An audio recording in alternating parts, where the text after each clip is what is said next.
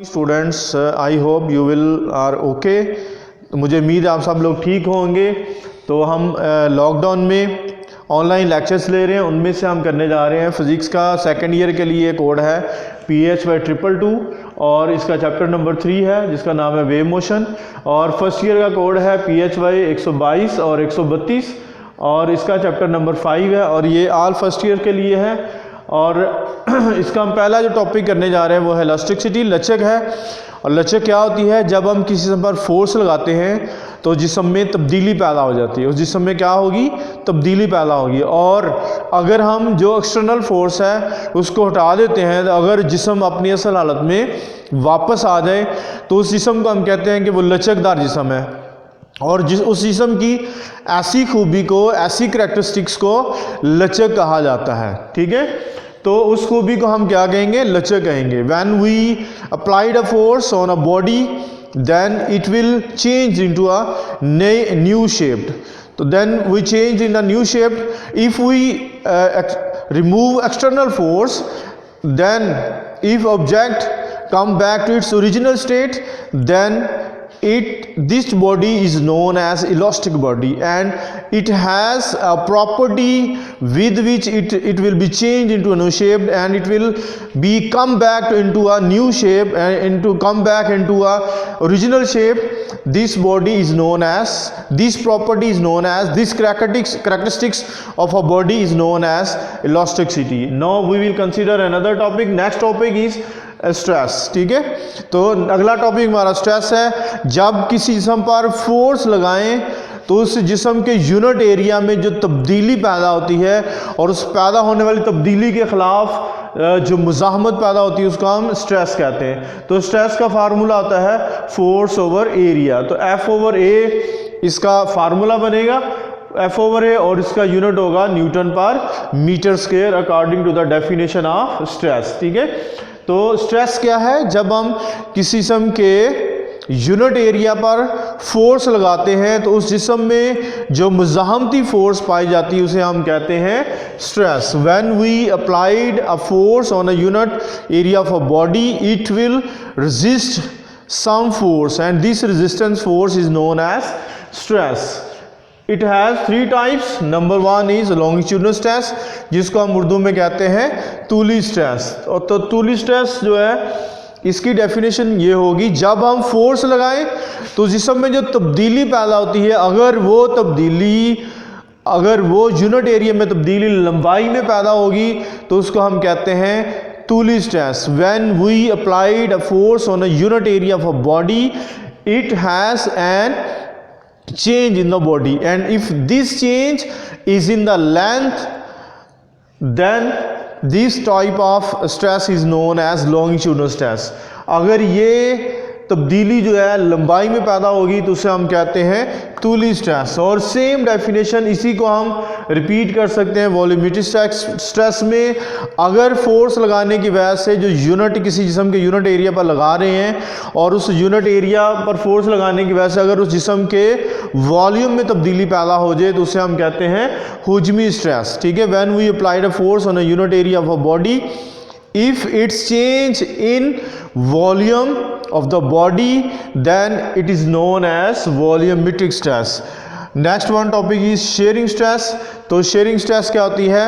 Force जो हम external force लगा रहे हैं, अगर किसी जिस्म पर फोर्स लगाई जाए और उसके यूनिट एरिया पर फोर्स लगाने की वजह से अगर उसकी शक्ल तब्दील हो, और ये शक्ल तब्दील हो एंगल के लिहाज से, थीटा के लिहाज से शक्ल तब्दील हो। फॉर एग्जांपल ये जो हमारा वाइट बोर्ड है, ये वाइट बोर्ड हमारी रेक्टेंगल है। अगर इस रेक्टेंगल को हम पैरेललोग्राम में तब्दील कर दें, किस में तब्दील कर दें? पैरेललोग्राम में। यानी ये अगर हमारे पास रेक्टेंगल है डायग्राम की शक्ल में, अगर यहाँ पे एंगल हमारा क्या है 90 डिग्री, एंगल 90 डिग्री बजाय हम 60 डिग्री जो है वो 60 डिग्री में तब्दील कर दें, यानी बेस तब्दील ना हो, सिर्फ इसकी शक्ल तब्दील हो, यानी इसका एरिया तब्दील होगा, वॉल्यूम तब्दील ना हो।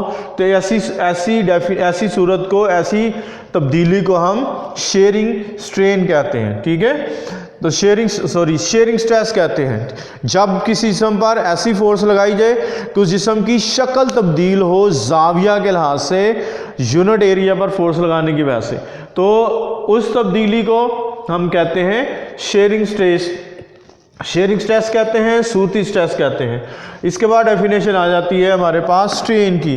तो स्ट्रेन क्या है? स्ट्रेस की वजह से किसी जिस्म में पैदा होने वाले कसरी बिगाड़ को स्ट्रेस कहा जाता है। The when we applied a force on a body, then there will be stress, and due to stress, if a body has its fractional change in the state of the body, then this is known as strain. तो ये strain क्या है? ये strain है किसी जिस्म में पैदा होने वाला कसरी बिगाड़ को हम तब्दीली से जाहिर करते हैं। तो बिगाड़ का मतलब क्या होगा? तब्दीली होगा। बिगाड़ ओवर जिस्म की असल हालत को हम क्या कहेंगे? स्ट्रेन कहते हैं। तो स्ट्रेन की we have 3 types of strain. तो first one is longitudinal strain, तो इसको हम उत्तुली स्ट्रेन कहते हैं। तो उत्तुली स्ट्रेन क्या होता है? स्ट्रेस की वजह से जिस्म के लंबाई में पैदा होने वाली तब्दीली को स्ट्रेन कहते हैं, और इसको हम लॉन्गिट्यूडिनल स्ट्रेन कहेंगे, और इसको हम टेंसाइल स्ट्रेन भी कहते हैं। लॉन्गिट्यूडिनल स्ट्रेन का फार्मूला बनेगा डेल्टा L ओवर L, तो यानी change in length over original length जो है हमारे पास इसका फार्मूला बनेगा। तो वॉल्यूमेट्रिक स्ट्रेन क्या होती है? स्ट्रेस की वजह से किसी जिस्म के वॉल्यूम में तब्दीली पैदा हो जाएगी। क्या हो जाए? जब हम स्ट्रेस की डेफिनेशन करेंगे तो वहाँ पे फोर्स कंसीडर होगी, और जब हम स्ट्रेन कंसीडर करेंगे तो वहाँ पे स्ट्रेस कंसीडर होगी। याद रखना आपने, स्ट्रेन की डेफिनेशन में हम कहेंगे when there will be change due to stress in a volume, this will be known as volumetric strain, और वॉल्यूमेट्रिक स्ट्रेन का फार्मूला होगा डेल्टा V ओवर V। इसके बाद हमारे पास आ जाएगा नेक्स्ट टॉपिक हमारे पास है शेयरिंग स्ट्रेन। शेयरिंग स्ट्रेन क्या है? स्ट्रेस की वजह से किसी जिस्म की शक्ल तब्दील हो जाए, और ये शक्ल तब्दील हो एंगल के लिहाज से, जाविया के लिहाज से तब्दील हो, यानी उसका एरिया तब्दील होगा, वॉल्यूम तब्दील नहीं होगा। ठीक है, तो next one topic is Hooke's law. Hooke's law क्या होता है? Stress is directly proportional to strain if the body is in elastic limit।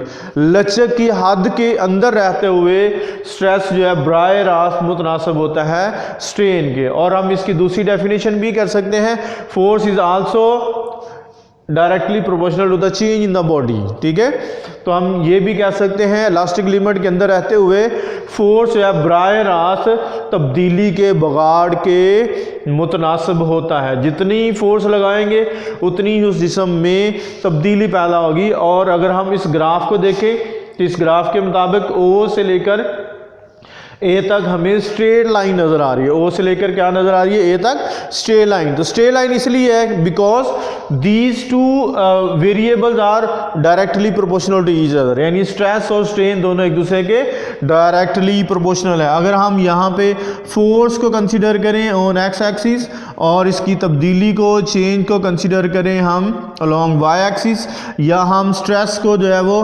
Along x axis consider करते हैं और स्ट्रेन को हम कंसिडर करते हैं अलोंग वाई एक्सिस, तो ये दोनों एक दूसरे के बराह रास्त मुतनासिब हैं। इसलिए जब भी दो ऐसी वैल्यूज़ जो एक दूसरे के डायरेक्टली प्रोपोर्शनल होती हैं उनके दरमियान ग्राफ लाइन हमेशा स्ट्रेट लाइन बनती है। इसलिए क्योंकि ये दोनों फोर्स और चेंज, स्ट्रेस और स्ट्रेन दोनों एक दूसरे के डायरेक्टली प्रोपोर्शनल लेते हैं। O से लेकर A तक जो है हमारी ग्राफ लाइन स्ट्रेट लाइन बनेगी, लेकिन A से लेकर B तक वो एरिया है जब हमने उस पर इलास्टिक लिमिट को ख़त्म कर दिया है। जब इलास्टिक लिमिट ख़त्म हो जाएगी तो आपका ऑब्जेक्ट जो है वो डीफॉर्म हो जाएगा, उसकी नई शक्ल बन जाएगी, तो ऑब्जेक्ट वापस अपनी असल हालत में नहीं आएगा। According to the definition of elasticity हमने लचक की हद के अंदर रहना है। अगर हम लचक की हद से आगे चल जाते हैं तो फिर हमारी दूसरी डेफिनेशन बन जाती है, और वो डेफिनेशन बनती है डीफॉर्मेशन की। A से लेकर B तक हमारी डेफिनेशन आ जाएगी